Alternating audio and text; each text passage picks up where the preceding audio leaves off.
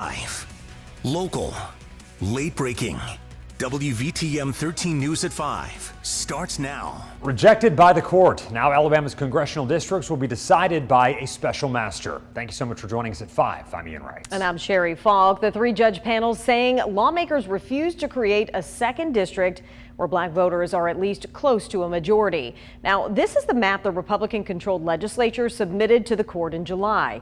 And now that 3-judge panel blocked its use in next year's elections. The judges say the state should have 2 districts where black voters have an opportunity to elect their preferred candidate. WVTM 13's Lisa Crane joining us live in Birmingham tonight. And the panel implied lawmakers just openly ignored their instructions. Lisa. Yeah, that's right. You know, we reached out to more than a dozen of the members of the committee in charge of actually redrawing the congressional map. Only one responded. That was Democrat State Senator Roger Smitherman. Now, he has been on that committee longer than any other member and has been a part of the redistricting process many times since he was elected in 1994. He says the committee did not do the work of sitting down and laying out the precincts and models of how to redistrict. He says they held public hearings and took input, but in the end, only a select few actually took part in redrawing. The committee did not take what we had to present as African American legislators and as the minority legislators, the input that we were trying to provide to meet those standards. They did not take that into consideration whatsoever. Now, State Senator Smitherman says he is optimistic the court will redraw that map fairly and create 2 districts where minorities have the opportunity to elect the candidate of their choice. He also says the committee was given a task with contradicting guidelines that made it pretty much impossible to accomplish. We're going to talk more about that coming up at 6. Live in Birmingham, Lisa Crane, WVTM 13. A Birmingham man is facing life in prison for sexually assaulting 5 women. A jury convicted Jonathan Master Lockett this afternoon. WVTM 13's John Papke has been covering this trial for us. And John, does he face any other charges?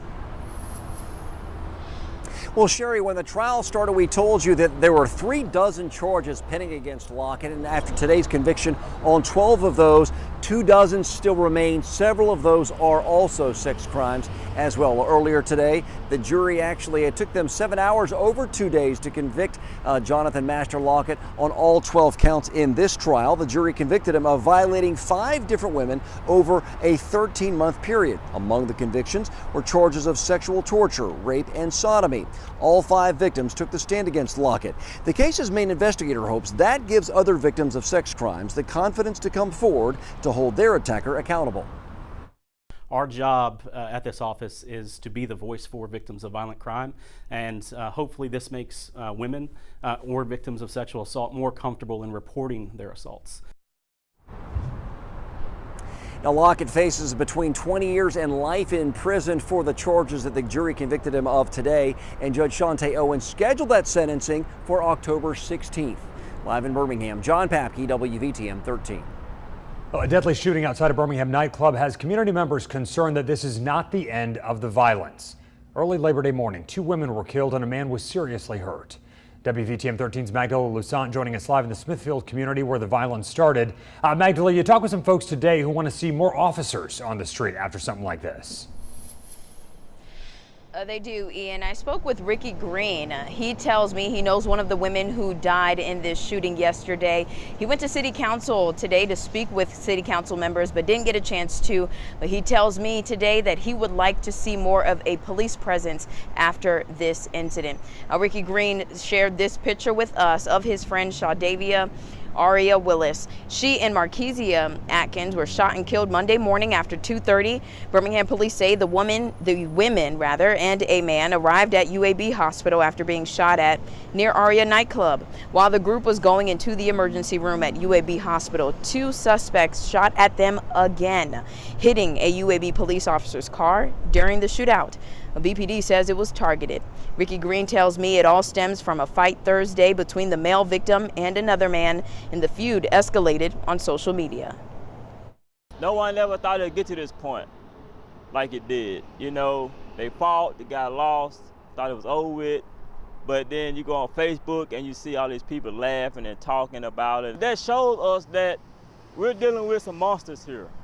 You know, these people are vicious, and they don't have no care or value of human life, because everyone at that hospital, they had nothing to do with anything.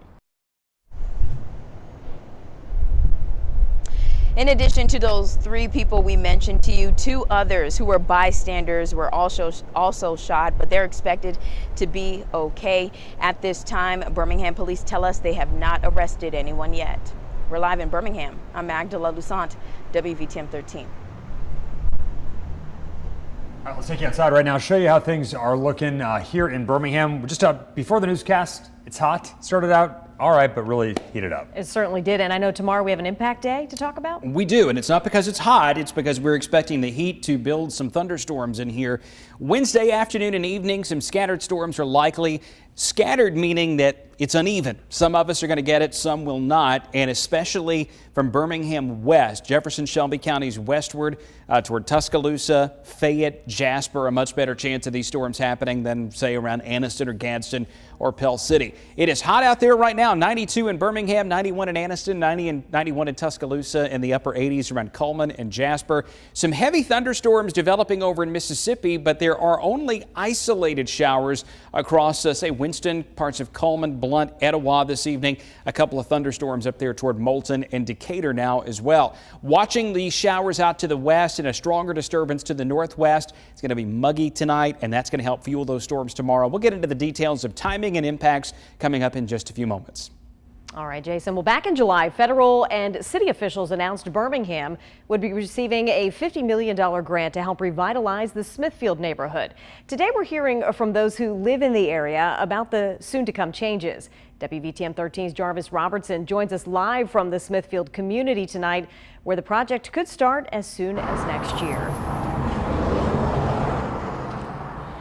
Hey there, Sherry. There's a sign on the building right now that says, "Congratulations, Smithfield, on being the winner of the $50 million Choice Neighborhood Grant." Now, I can tell you the anticipation is growing in this direct community among the residents. My name is Zadie Lee. I lived here for 25 years. It was the year 1998 when Zadie Lee moved to Smithfield. News of redevelopment has given her a change of heart about the place she calls home. Matter of fact, I was planning on moving before they said something about redoing it. And hope for the future of what's to come from Alina Vassar. I'm very excited for it because, I do want to, like a new environment because, it'd be a lot of folks coming in and out. Public Relations Director for the Housing Authority of Birmingham District says the $50 million grant will allow them to start redeveloping next year, finishing in 2031. We plan on developing new affordable housing in addition to 20% market rate housing so that our residents will be well incorporated in the community, in the redeveloped and transformed Smithfield neighborhood. Making sure those who live here now have a stake in their own community. Smithfield Core Public Housing has been standing here since 1937. And so as you've seen Birmingham kind of develop around it and grow with the times, our public housing in this neighborhood has kind of remained stagnant while the residents here, have been just as equally deserving of that redevelopment and that transformation. Holland says residents here will have a one-time move from their current residence into their new home once it's ready without anyone being displaced.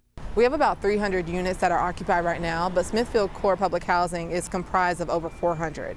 And so because of that grant, we're mandated to bring back every single unit that's here and to rebuild those. Bringing that change to an area that may have been forgotten about over the years is welcomed. There's a lot of older people that lives here, and I know they will be more excited than me to see a new place. And a sense of urgency to residents. I'm just ready for them to tell me so I can just get going. While the landscape will be changing, many hope it will deter the unwanted activity. Furthermore, that'll stop all the kind of trafficking that we have, hopefully. Now, HABD officials, that is, they tell me that although the grant is for $50 million, they were able to leverage that money with community partners to come out to more than $240 million for this project to happen. Reporting live in Birmingham from the Smithfield community, I'm Jarvis Robertson, WVTM 13. Well, more money is heading to Rickwood Field. City Council approving just about $4.5 million to clean up the stadium months before Major League Baseball comes to town. This year alone, Birmingham has handed over millions to America's oldest ballpark to get things up to date, work on the field, lighting, even safety measures. It's really not a lot of money when you think about a stadium and the cost of construction. We're blessed that the Friends of Rickwood are raising capital. They're approaching the private sector to raise money to help fund this.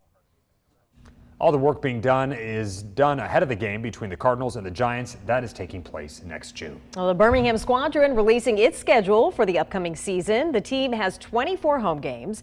The opening night against the Austin Spurs tips off on November 10th at Legacy Arena. And officials say information on game day tickets will be released at a later date. All right, let's get a look at traffic conditions tonight at 5. And we are seeing some slowdowns, especially through the downtown area there. I-65 moving very slowly this evening, under 20 miles an hour. We do have a wreck that we've been watching for a little while now on Red Mountain Expressway, right near St. Vincent's. So this is in the northbound direction. You see their traffic is moving at under 10 miles an hour. So if you're headed in this direction, just be aware that you're going to hit some slowdowns in the area. 280 eastbound, moving very slowly as well beyond 459 in the Summit there, right near the Inverness area, and all the way down to 119. You're going to hit that stop and go congestion.